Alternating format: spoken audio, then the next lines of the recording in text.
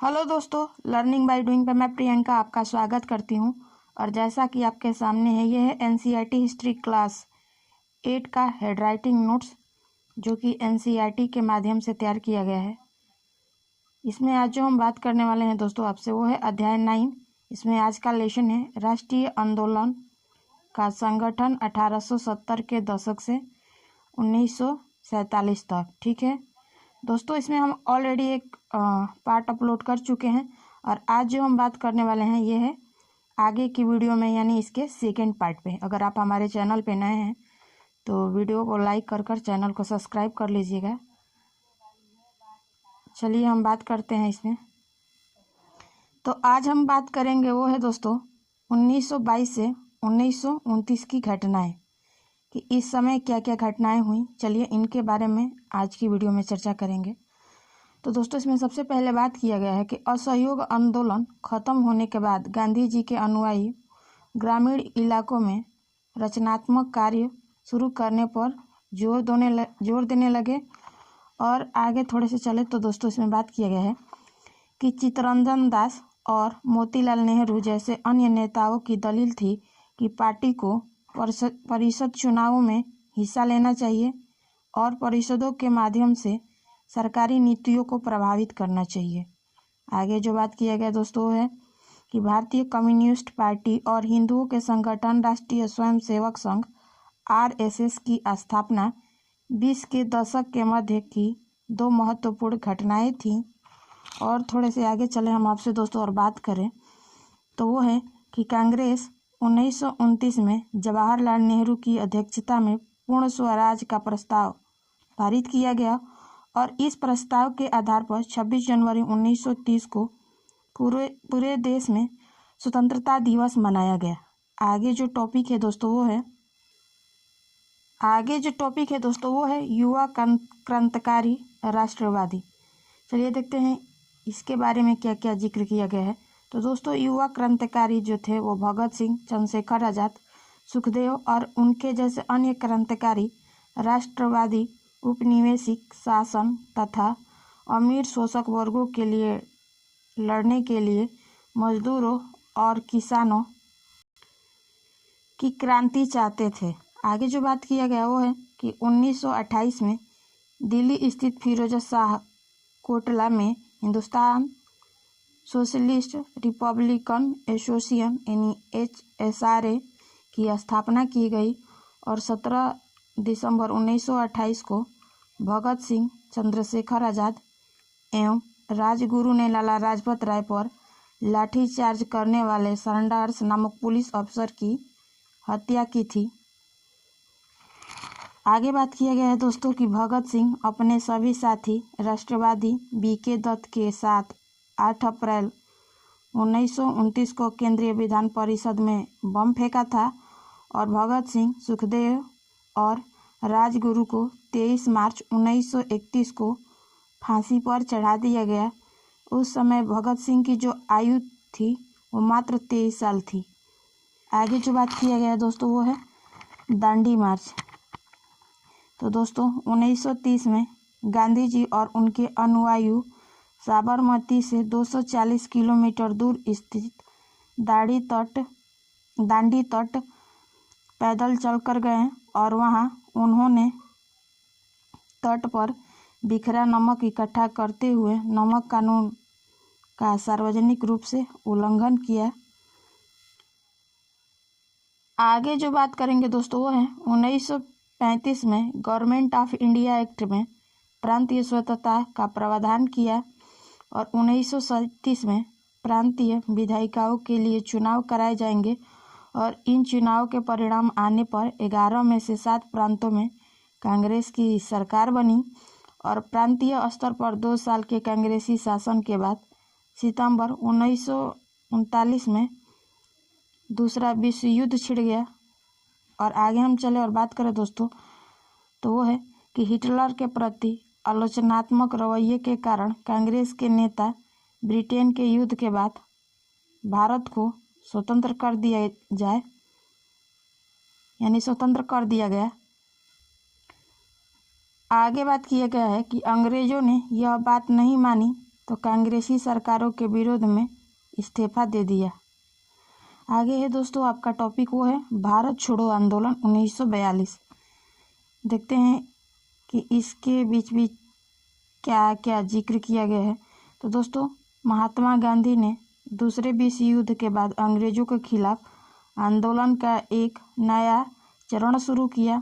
उन्होंने अंग्रेजों को चेतावनी दी कि वे फौरन भारत छोड़ दें और गांधी जी ने भारतीय जनता के आह्वान किया कि वे करो या मरो के सिद्धांत पर चलते हुए अंग्रेजों के विरुद्ध अहिंसक ढंग से संघर्ष करें। आगे बात करें हम आपसे दोस्तों, तो सबसे पहले अंग्रेजों ने बर्बर दमन का रास्ता अपनाया, परंतु इस विद्रोह ने ब्रिटिश राज को घुटने टेकने के लिए मजबूर कर दिया गया। आगे हैं जो वो है सुभाष चंद्र बोस।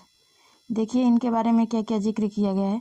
तो दोस्तों अहिंसा के गांधीवादी आदर्शों में विश्वास नहीं रखते थे और राष्ट्रपिता के रूप में गांधी जी का समर्थन करते थे और जनवरी 1941 में कलकत्ता छोड़ दिया और जर्मनी के रास्ते होते हुए सिंगापुर पहुंच गए और उन्होंने वहां आज़ाद हिंद फौज यानी इंडियन नेशनल आर्मी INS का गठन किया। दोस्तों इसमें आगे जो बात किया गया है वो है मौलाना आज़ाद के बारे में। क्या बात किया गया है, तो मौलाना आज़ाद का जन्म मक्का में हुआ था और इनके पिता बंगाली और माँ अरब मूल की थी और गांधी जी आंदोलन में हमेशा सक्रिय रहने वाले और हिंदू मुस्लिम एकता के पक्के हिमायती थे और इन्होंने जिन्ना के 2 राष्ट्र सिद्धांतों का विरोध भी किया था। आगे जो बात किया गया दोस्तों वो है राजगोपालाचारी के बारे में। बात किया गया है कि राजगोपालाचारी वयोवृद्ध राष्ट्रवादी और दक्षिण में नमक सत्याग्रह के नेता राजगोपालाचारी 1946 में बनी अंतरिम सरकार के सदस्य थे और स्वतंत्र भारत के पहले भारतीय गवर्नर जनरल भी रहे। आगे जो बात किया गया दोस्तों वो है कि राजगोपालाचारी को लोग राजा जी के नाम से भी जानते थे। आगे चले और हम आपसे बात कर रहे हैं दोस्तों, तो अब सरदार वल्लभ भाई पटेल के बारे में देखते हैं क्या दिया गया है। तो दोस्तों सरदार वल्लभ भाई पटेल ने 1945 से 47 के दौरान आज़ादी के लिए चली वार्ताओं में एक अहम भूमिका अदा की थी और सरदार वल्लभ भाई पटेल 1931 में कांग्रेस के अध्यक्ष भी रहे। और आगे जो बात किया गया है वो है सरदार वल्लभ भाई पटेल नदियाड़ा यानी गुजरात में एक गरीब किसान व्यवसायी परिवार से थे। आगे जो बात किया गया है वो है मोहम्मद अली जिन्ना के बारे में। दोस्तों मोहम्मद अली जिन्ना 1920 तक हिंदू मुस्लिम एकता के समर्थक जिन्ना ने लखनऊ समझौता करवाने में एक अहम भूमिका अदा की। आगे जो बात किया गया है वो है 1934 के बाद उन्होंने मुस्लिम लीग को पुनर्जीवित किया और पाकिस्तान की स्थापना में भूमिका निभाई। आगे जो बात किया गया है दोस्तों वो है स्वतंत्रता और विभाजन की ओर। तो इसमें देखते हैं क्या क्या जिक्र किया गया है। तो 1940 में मुस्लिम लीग ने देश के पश्चिमोत्तर तथा पूर्वी क्षेत्रों में मुसलमानों के लिए स्वतंत्र राज्य की मांग करते हुए एक प्रस्ताव पारित किया और इस प्रस्ताव में विभाजन या पाकिस्तान का जिक्र नहीं था। इस प्रस्ताव में जो था वो पाकिस्तान के विभाजन के बारे में कोई जिक्र नहीं था।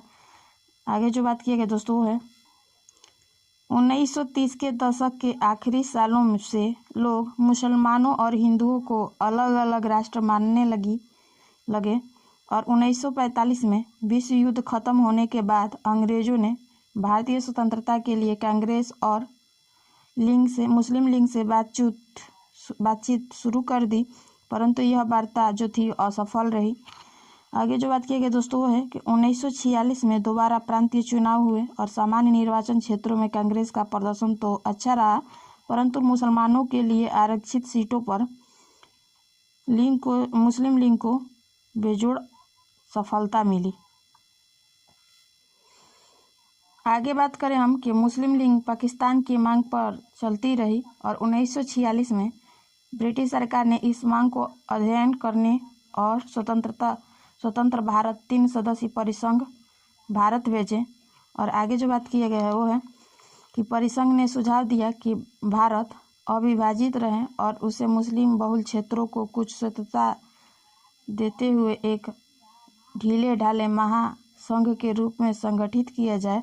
और कैबिनेट मिशन की इस विफलता के बाद मुस्लिम लीग ने पाकिस्तान की अपनी मांग मनवाने के लिए जन आंदोलन शुरू करने का फैसला किया।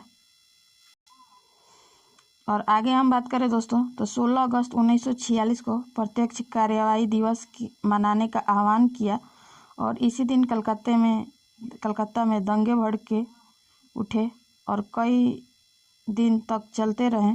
और मार्च 1947 तक उत्तर भारत के विभिन्न भागों में भी हिंसा फैल गया। और इस तरह आपका जो है अध्याय 9 जो है समाप्त होता है। मुझे उम्मीद है कि इस हेड राइटिंग नोट से काफ़ी हद तक आपको एग्ज़ाम में प्रॉफिट मिलेगा। अगर आप हमारे चैनल पे नए हैं तो वीडियो को लाइक कर चैनल को सब्सक्राइब कर दीजिएगा और अपने फ्रेंड कॉलिंग्स या जिनसे कनेक्टेड है उनके यहाँ वीडियो शेयर करें ताकि इस कंटेंट का प्रॉफिट उन लोगों को भी मिल सके। तो फिर मिलेंगे नेक्स्ट वीडियो के साथ, तब तक के लिए धन्यवाद। आपका दिन मंगलमय हो।